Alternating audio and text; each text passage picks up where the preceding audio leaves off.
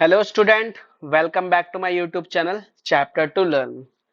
आज हम 10th class का थर्ड चैप्टर स्टार्ट करने जा रहे हैं जिसका नाम है pair of linear equation in two variables.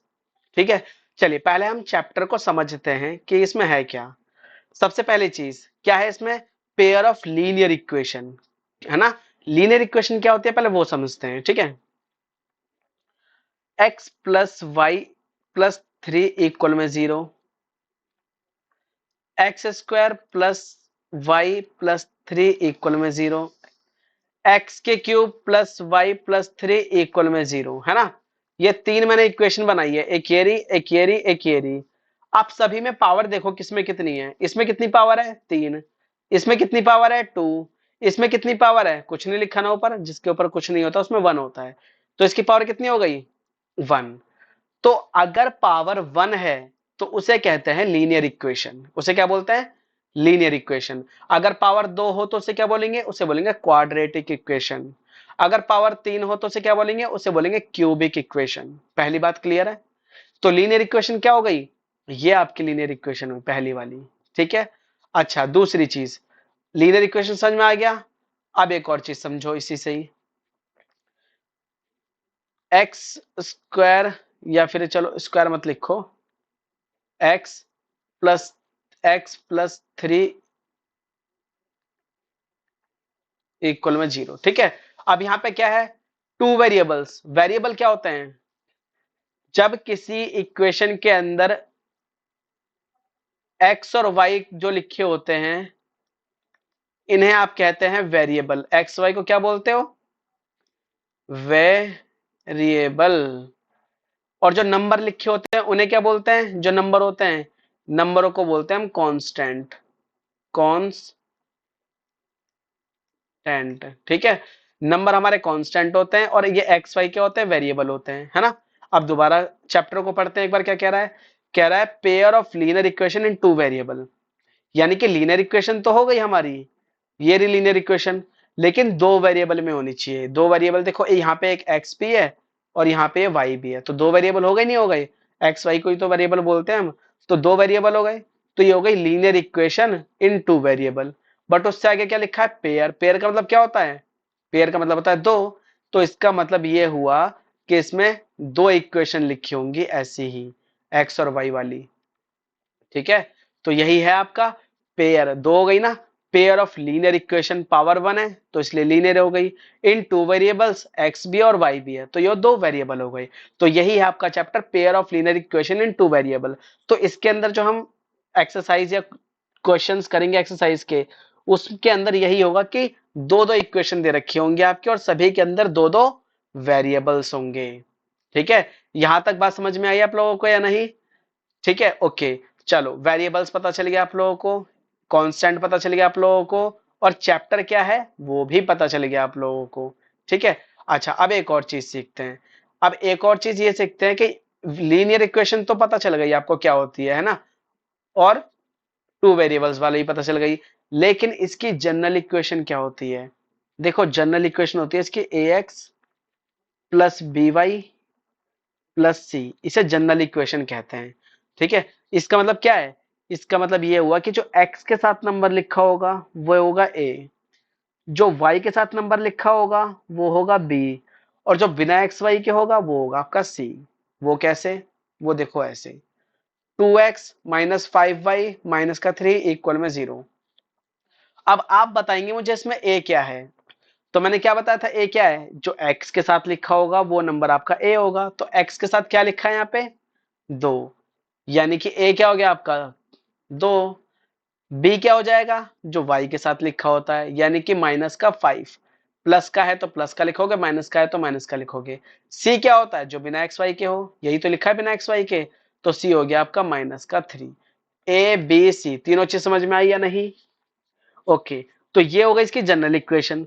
तो दो इक्वेशन है ना इसके अंदर, पेयर ऑफ लीनियर इक्वेशन, तो इसे मैं a1 b1 और c1 मान लूं।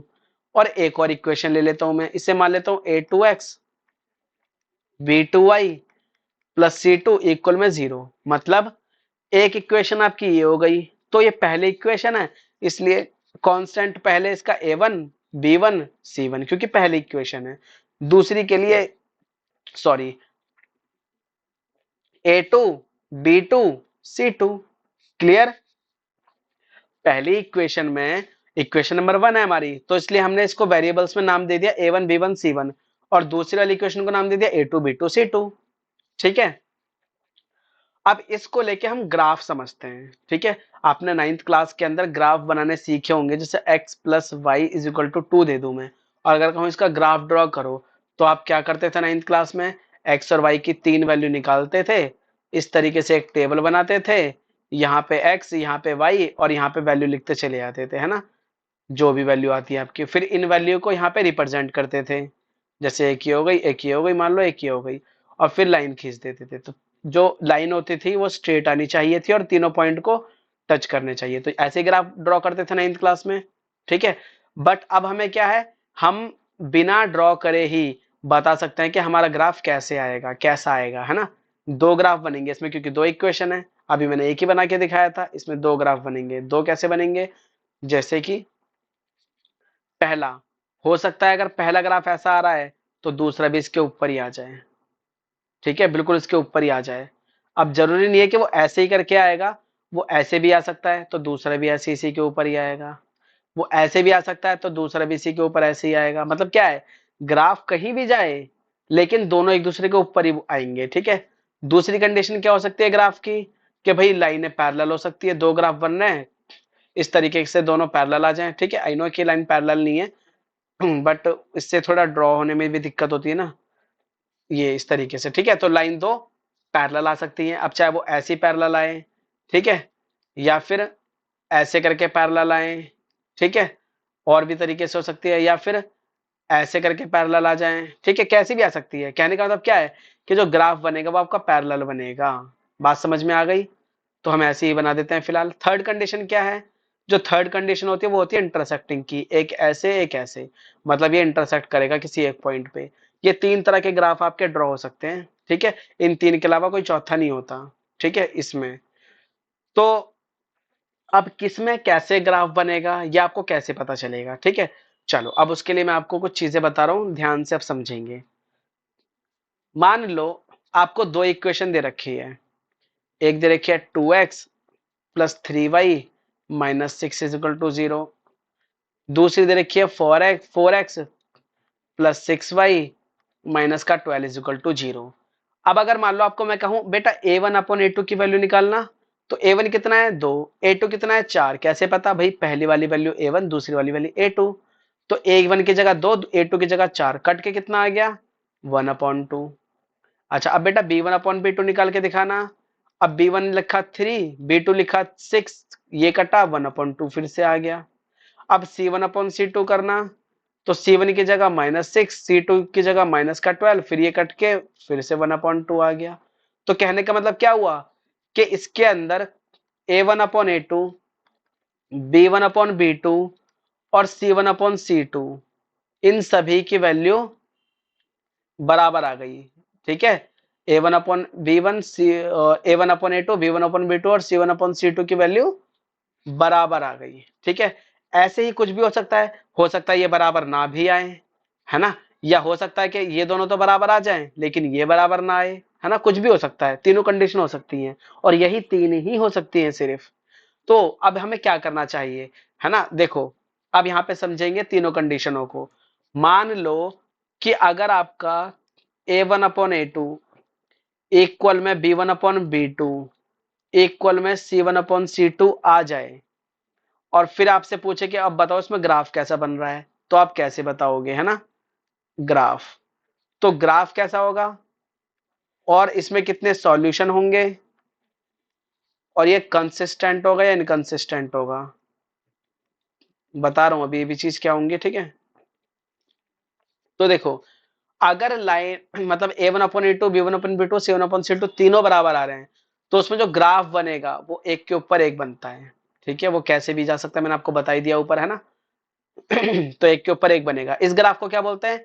इसे बोलते हैं कोइंसिडेंट। क्या बोलेंगे इस ग्राफ को? कोइंसिडेंट। ठीक है बेटा, इसमें सॉल्यूशन कितने होते हैं? इसमें होते हैं मैनी सॉल्यूशन। किसके सॉल्यूशन? एक्स और वाई के सॉल्यूशन, है ना। एक्स और वाई के कितने सॉल्यूशन आ सकते हैं? तो बहुत सारे आ सकते हैं। कंसिस्टेंट होगा या इनकंसिस्टेंट होगा? तो अगर सॉल्यूशन आ रहे हैं तो वो हमेशा कंसिस्टेंट होगा, चाहे सॉल्यूशन 1 आए चाहे 10 आए, तो वो कंसिस्टेंट ही कहलाता है। दूसरी कंडीशन, अगर a1 upon a2 not equal to b1 upon b2 आ गया, तो अगर ये कंडीशन आ गई तो इसके अंदर ग्राफ बनेगा आपका इंटरसेक्टिंग, यानी कि एक दूसरे को काट रहा होगा। ठीक है, क्या बोलेंगे इसको? इंटरसेक्टिंग। ठीक है, नीचे लिख दो इसकी स्पेलिंग, INTER सेक्टिंग। ठीक है, तो इंटरसेक्टिंग ग्राफ बनेगा हमारा इसके अंदर।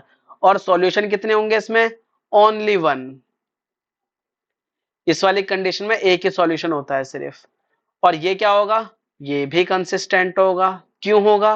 क्योंकि भाई वैल्यू तो आ ही रही है ना इसकी, चाहे मैंने क्या कहा, चाहे वैल्यू 1 आए चाहे आए 10, कंसिस्टेंट कहलाएगा। ठीक है, थर्ड कंडीशन क्या होती है अब हमारी? अगर a1 अपॉन a2 और b1 अपॉन b2 तो इक्वल आ गए, लेकिन c1 अपॉन c2 इक्वल नहीं आए। ऐसा भी तो हो सकता है कि भाई दो वैल्यू आपकी बराबर आ जाए और तीसरी बराबर ना आए, तब क्या होगा? तब हमारा जो ग्राफ बनेगा वो कैसा बनेगा? तो इसमें जो ग्राफ बनेगा वो हमारा बनेगा पैरेलल। कैसा बनेगा? पैरेलल। ठीक है, अब वो पैरेलल कैसे भी जा सकता है वो मैंने आपको बता दिया। तो पैरेलल ग्राफ बनेगा। इसमें सॉल्यूशन कितने होंगे? नो सॉल्यूशन, कोई सॉल्यूशन नहीं होगा। और ये इनकंसिस्टेंट होगा क्योंकि इसमें सॉल्यूशन ही नहीं है। क्योंकि इसमें सॉल्यूशन नहीं है तो क्या होगा? इनकंसिस्टेंट होगा। अगर होता सॉल्यूशन होता तो कंसिस्टेंट होगा, है ना, तो कंसिस्टेंट हो जाता, लेकिन सॉल्यूशन नहीं है तो इसलिए इनकंसिस्टेंट हो जाएगा। अच्छा, अब एक और चीज समझो इसके अंदर। मान लो, मतलब सॉरी, ये चीज आपको कैसे पता चलेगी और भी कि हाँ भाई, अगर ग्राफ से आपको पता चलना हो, जैसे मैं ग्राफ बना रहा हूं यहाँ पे, ठीक है, ग्राफ ड्रॉ कर रहा हूं, ये हो गया। अब मैं आपको बताऊं कि हाँ भाई बताओ इसमें कितने सॉल्यूशन है। तो अगर आपको याद होगा तो आप बता सकते हो, अगर मान लो याद नहीं है तो क्या करोगे? तब दूसरा तरीका आप यूज करोगे। वो कैसे करोगे? आपको दूसरा तरीका याद रखना है कि ये ग्राफ एक दूसरे को जितनी बार टच करेंगे उतने सॉल्यूशन बनेंगे। तो यहाँ पे एक ही बार टच कर रहे हैं इंटरसेक्टिंग में, तो इसलिए इसका एक ही सॉल्यूशन होता है। अगर ग्राफ कोइंसिडेंट हो तो यानी कि एक के ऊपर एक ही आएगा, है ना, तो ये तो हर पॉइंट पे टच कर रहा है ना, ये तो हर पॉइंट पे टच कर रहा है, तो इसलिए मैनी सॉल्यूशन हो जाते हैं इसके। इसका ओनली वन हो जाता है। और जब ग्राफ पैरेलल होता है तो भाई पैरेलल में तो टच ही नहीं करेंगे कभी भी एक दूसरे को, तो इसलिए इसमें नो सॉल्यूशन हो जाता है। ठीक है, बात समझ में आई है सारी? हाँ, दिक्कत ना लो, बहुत ही अच्छे से एकदम ऐसे ऐसे चीजें बताऊंगा कि कोई बता नहीं पाएगा आप लोगों को, और ना ही जल्दी से कोई बताता होगा। तो अगर आपको मेरी वीडियो पसंद आ रही है तो इसी बात पे लाइक और शेयर कर दो यार, कंजूसी मत करो। ठीक है, मैं इतनी मेहनत कर रहा हूं तो। ओके, तो यहां तक बातें आपको समझ में आ गई। अब एक बार इसके एक एग्जाम्पल देख लेते हैं हम लोग। ठीक है, एक ही क्वेश्चन करूंगा, उसके बाद वीडियो एंड कर दूंगा। मान लो आपको ये क्वेश्चन दे दिया 2x plus 3y minus 6 equal में 0। दूसरा दे दिया आपको ये ना लेके आप 6 ले लो, 6x प्लस इसे ले लो आप 15 या फिर 9y, और ये प्लस में कितना 18 इक्वल में 0। ठीक है, ये मान लो आपकी दो इक्वेशन बन गई अब आपकी। अब निकालो a1 अपॉन a2 यानी कि 2/6 कट के क्या आया 1/3। ओके जी, अब b1/b2 निकालो। b1 की वैल्यू 3, b2 की वैल्यू 9, कट के कितना आया अगेन 1/3। अब c1/c2 निकालो, c1 की वैल्यू -6, c2 की वैल्यू प्लस का 18, 6 3 जा 1/18, 1 अपॉन माइनस का, है ना भाई, माइनस है ना ये, तो ये आपका -3 हुआ। तो अब इसमें एक चीज देखो बेटे, क्या a1/a2, b1/b2 और c1/c2 सब बराबर हैं? नहीं है। ठीक है, बराबर नहीं है। तो कौन कौन बराबर है? सिर्फ a1/a2 और b1/b2 बराबर है, c1/c2 बराबर नहीं है। क्यों नहीं है? भाई ये माइनस का है ना, ये माइनस का, ये दोनों प्लस के हैं, तो ये दोनों तो बराबर हैं, बट ये बराबर नहीं है। अब अगर मैं पूछूं इसमें सॉल्यूशन कितने हैं, तो आप कहोगे नो सॉल्यूशन। आपको वो कंडीशन याद करनी पड़ेगी जो मैंने ऊपर बताई है, एक मिनट, ये वाली जो मैंने कंडीशंस बताई है ना, ये सारी आपको याद करनी होंगी। तो यहाँ पे क्या होगा? नो सॉल्यूशन हो गया पहली कंडीशन। अगर वो पूछे कितने सॉल्यूशन है तो आप कहोगे नो सॉल्यूशन। अगर पूछे ग्राफ कैसा बनेगा तो आप बोलोगे पैरेलल ग्राफ बनेगा, पैरेलल। अगर आप वो पूछे कंसिस्टेंट है या इनकंसिस्टेंट है तो आप कहोगे जी इनकंसिस्टेंट है, क्योंकि सॉल्यूशन नहीं है इसका, इसलिए इनकंसिस्टेंट है। ठीक है, तो यहां तक चीजें समझ में आ गई आप लोगों को।